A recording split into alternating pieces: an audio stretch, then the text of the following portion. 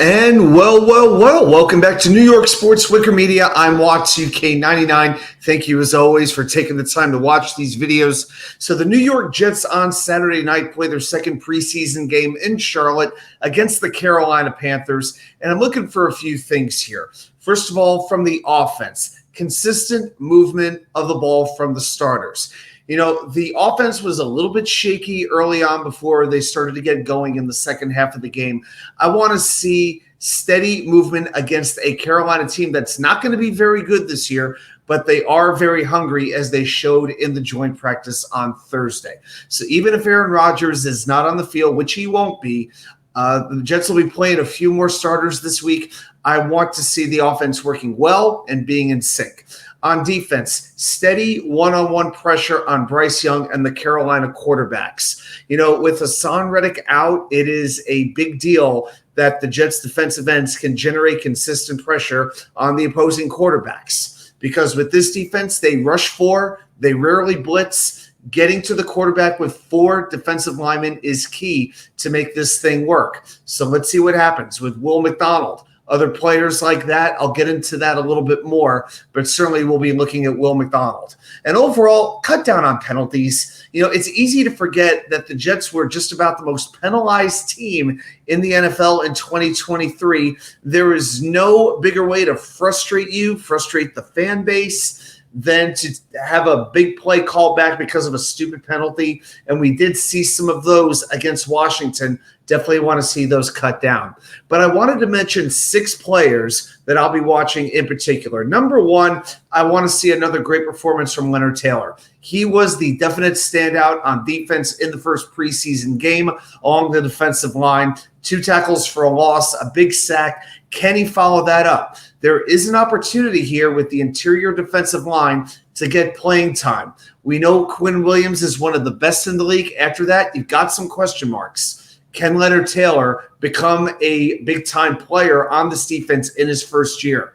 We'll find out. Also, kind of the defensive end situation. I want to see what Eric Watts brings. You know, he was getting a lot of hype, maybe a little bit more even than Brady McGregor. Watts camp, and you had the McGregor camp. But I didn't really notice Watts on the field at all. He did have 1 tackle, and he's had some flashes in practice, but he's got to do it during the games. It was his first game against Washington. Let's see if he gets a little more comfortable against Carolina and makes more of an impact. Now, I don't know if there is a player on this team right now, especially a young player, who is under more scrutiny right now than michealclemons. With Reddick out, you know what? He has an opportunity to gain some more playing time. And then when you factor in JFM is gone, Bryce Huff is gone, you know, the idea, I think, was for Clemons to take some of these snaps. Well, he bulked up last year. He put more weight on so he could play inside more. It didn't work at all. Jeff Ulbrich admitted as much in his press conference this week.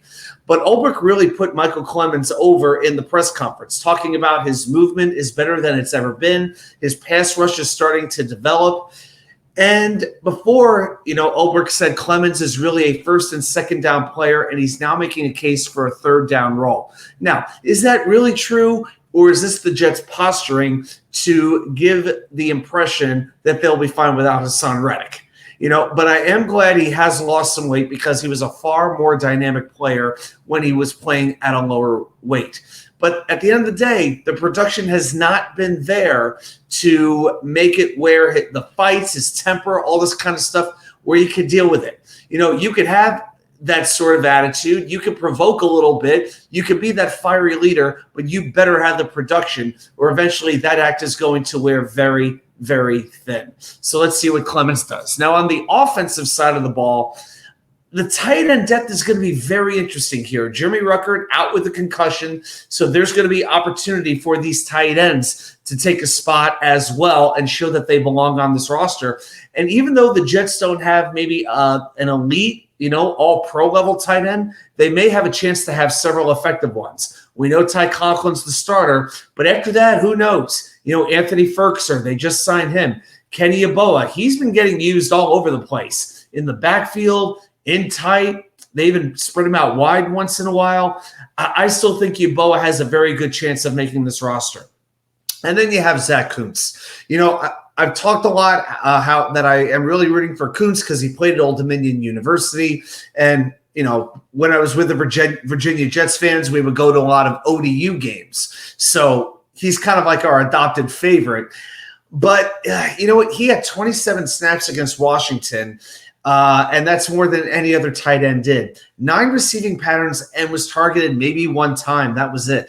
We know he's a great athlete, and I felt the first year for him was going to be a redshirt year where he learned how to really play football. So let's see what winds up happening there. Plus, remember, they signed Neal Johnson after they cut Jimmy Charlo this past week after he tore his ACL. So Neal Johnson, another rookie, pretty good pass catcher. I expect to see him to get a good amount of playing time in this game as well. Also on the offensive line, I want to mention Bradylatham. Now, what was interesting is, he's pretty much always been a left guard going back to college. But in this case, he played 17 snaps against Washington, but all of the snaps were at center. So the Jets still looking for that backup center to Joe Tippmann. Now, Latham never played center in college at all. So I think with that in mind, the fact that he wasn't a glaring weakness, I think that's pretty encouraging. But I think the Jets are looking for somebody who can play all 3 interior positions. You have that with Wes Schweitzer, but you're looking for a young player who could do it too, whether that's Xavier Newman, whether that's Chris Glazer, but maybe Bradylatham can step into that role. So let's see what the interior offensive line looks like once the starters go out. And finally, somebody who does get a lot of talk, and it's Izzy Abanikanda. Every indication seems to be the Jets are a little bit down on him. I know he scored a touchdown towards the end of the game against Washington. Great. He had a huge hole to run through to get 2 yards and to get into the end zone. If Abanikanda could be a really good returner, I think that would make the difference for him, and that would give him a much better opportunity to be one of the final 53 players. But against Washington, the Jets had 4 different returners between kickoffs and punts, and not one of them was Izzy Abanikanda. So I really don't know what he is going to do. I don't know if he is going to make this roster or if the Jets even try to trade him because I don't know if they really want to cut him out of fear that he would get snatched up by another team. But you know what? With the 3 running backs they do have, it just may be an unfortunate circumstance, just the victim of the numbers game. So Abanikanda, I would like to think he could do something on special teams because I think that's his best chance to make the roster. But when you don't get any opportunities and you're behind at least 4 players, it doesn't seem to look pretty good for the second-year running back. Well, those are some thoughts on the Jets, Panthers, and who to watch for. Obviously, let's all hope for no injuries. That's a given. But thanks, everybody, for watching. Stay tuned to the channel for more content. We are on the march to 1,000 subscribers. I appreciate everybody's support, and I'll see you right back here with more content from you know where. The Wicker Chair.